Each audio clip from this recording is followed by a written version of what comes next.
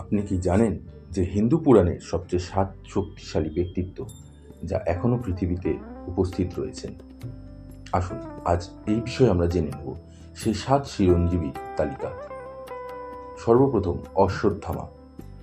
অশ্বত্থামা ছিলেন দ্রোণাচার্যের পুত্র, শ্রদ্ধেয় শিক্ষক এবং যোদ্ধা, যিনি কৌরব ও পাণ্ডবদের সামরিক শিক্ষা হিসেবে কাজ করেছিলেন। পাণ্ডবদের বিরুদ্ধে মহান কুরুক্ষেত্র যুদ্ধে অশ্বত্থামা কৌরবদের পক্ষে যুদ্ধ করেছিলেন।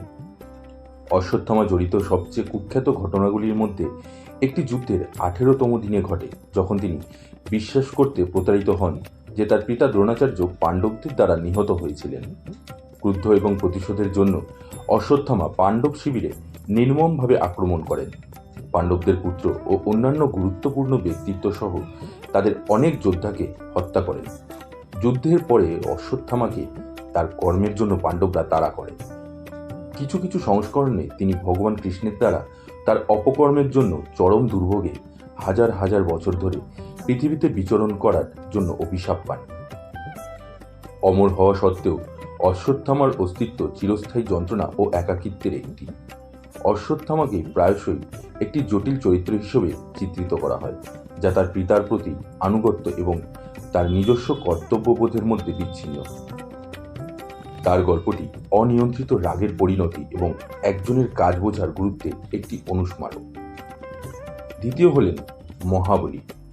মহাবলী বালি নামেও পরিচিত। হিন্দু পুরাণে একজন শক্তিশালী রাক্ষস রাজা ছিলেন। তিনি ছিলেন প্রহ্লাদের নাতি ও বিরোচনার পুত্র। বালি তার উদারতা, সাহসিকতা এবং ভগবান বিষ্ণুর প্রতি ভক্তির জন্য পরিচিত ছিলেন। মহাবলীর সাথে যুক্ত সবচেয়ে বিখ্যাত গল্পগুলির মধ্যে একটি হল ভগবান বিষ্ণুর সাথে তার দ্বন্দ্বের কাহিনী, যিনি তাকে পরীক্ষা করার জন্য তার বামন অবতারে তার কাছে এসেছিলেন। বামন তার একটি মহৎ বলিদান অনুষ্ঠানের সময় তার কাছে এসেছিলেন এবং একটি জমি চেয়েছিলেন, যা তিনি 3টি ধাপ দিয়ে ঢেকে দিতে পারেন। মহাবলী তার অনুরোধে রাজি হন, কিন্তু বামন তার বিশাল রূপ ধারণ করার সাথে সাথে তিনি এক ধাপে পৃথিবী এবং পরের ধাপে স্বর্গকে ঢেকে দিলেন। যখন তৃতীয় ধাপের জন্য কোনো স্থান অবশিষ্ট রইল না, বালি একটি ধাপের পাথর হিসেবে তার নিজের মাথাটি অর্পণ করেছিলেন। বালির ত্যাগ ও ভক্তি দ্বারা প্রভাবিত হয়ে বিষ্ণু তাকে একটি বর দিয়েছিলেন যে তাকে বছরে একবার তার রাজ্য ও লোকেদের দেখার অনুমতি দেয়, যা ভারতের কেরলায় অনাম উৎসব হিসেবে পালিত হয়। দ্বিতীয়, বেদব্যাস।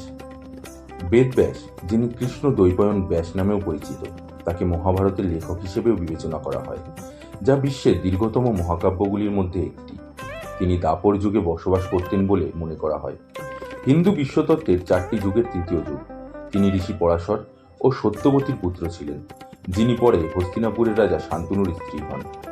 ব্যাস নামের অর্থ ব্যবস্থাকারী বা সংকলক, যা বেদকে তাদের বর্তমান আকারে সাজানোর ক্ষেত্রে তার ভূমিকা নির্দেশ করে। কথিত আছে যে তিনি বেদকে 4টি ভাগে বিভক্ত করেছিলেন: ঋগ্বেদ, সামবেদ, যজুর্বেদ ও অথর্ববেদ, এবং আরও তার শিষ্যদের শিখিয়েছিলেন। বেদব্যাস মহাভারতের রচয়িতা হওয়ার জন্য সবচেয়ে বিখ্যাত।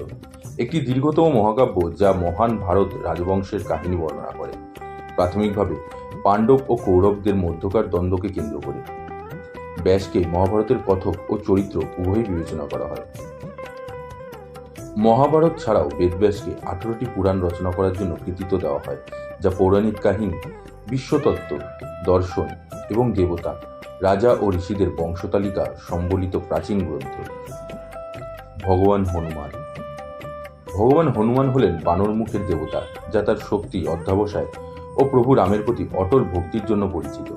তিনি অঞ্জনা, একটি স্বর্গীয় জলপরী ও বানরদের রাজা কেশরীতে জন্মগ্রহণ করেছিলেন।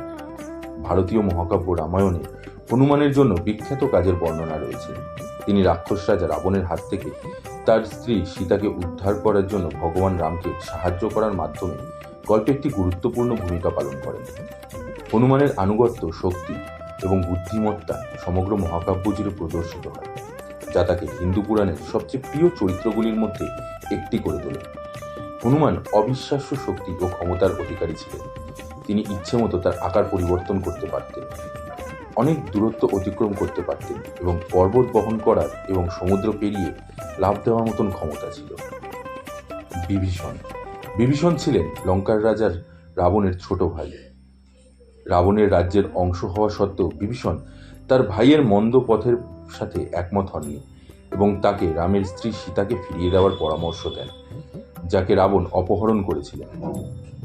রাবণ যুক্তি শুনতে অস্বীকার করলে বিভীষণ লঙ্কা ছেড়ে ভগবান রামের পক্ষে যোগ দেওয়ার সিদ্ধান্ত নেন।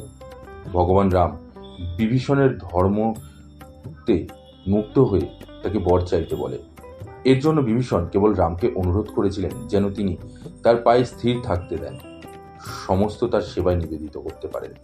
বিভীষণের প্রতি এমন বিশ্বস্ততা ও প্রতিশ্রুতি দেখে রাম তাকে অমরত্বের বর দেন এবং তাকে লঙ্কার রাজাও করেন। পরশুরাম ভগবান বিষ্ণুর ষষ্ঠ অবতার, একজন মহান যোদ্ধা ও ঋষি হিসেবে সম্মানিত। পরশুরাম নামের অর্থ কুঠার সহ রাম। তাকে প্রায়শই একটি কুঠার বহন করতে চিত্রিত করা হয়, যা তিনি পৃথিবী থেকে ক্ষত্রিয় যোদ্ধা বর্ণ নির্মূল করতে ব্যবহার করেছিলেন। কিংবদন্তি অনুসারে পরশুরাম ঋষি যমদগ্নি এবং তার স্ত্রী রেণুকার ঘরে জন্মগ্রহণ করেছিলেন। পরশুরাম সম্পর্কে সবচেয়ে বিখ্যাত গল্পগুলির মধ্যে একটি হল ক্ষত্রিয় রাজা কার্তবীর্য অর্জুনের সাথে তার দ্বন্দ্ব। কার্তবীর্য অর্জুন, যিনি সহস্রার্জুন নামেও পরিচিত, একবার যমদগ্নির আশ্রমে গিয়েছিলেন এবং ঋষির আতিথেয়তায় মুগ্ধ হয়েছিলেন। তিনি ঋষির কাছ থেকে সব ইচ্ছা পূরণ করতে পারে এমন জাদুকরী গাভী কামধেনু দাবি করেছিলেন। যমদগ্নি প্রত্যাখ্যান করলে কার্তবীর্য অর্জুন বল প্রয়োগ করে গরুটি নিয়ে যান। এই কর্মে ক্ষুব্ধ হয়ে পরশুরাম ক্ষত্রিয়দের জগৎ মুক্ত করার প্রতিজ্ঞা করেছিলেন। তিনি কার্তবীর্য অর্জুন এবং তার সৈন্যবাহিনীকে হত্যা করেন এবং তারপর ক্ষত্রিয় বর্ণের পৃথিবীকে পরিষ্কার করার জন্য একটি অনুসন্ধান শুরু করেন। তিনি সমগ্র ক্ষত্রিয় সম্প্রদায়কে 21 বার হত্যা করেছিলেন।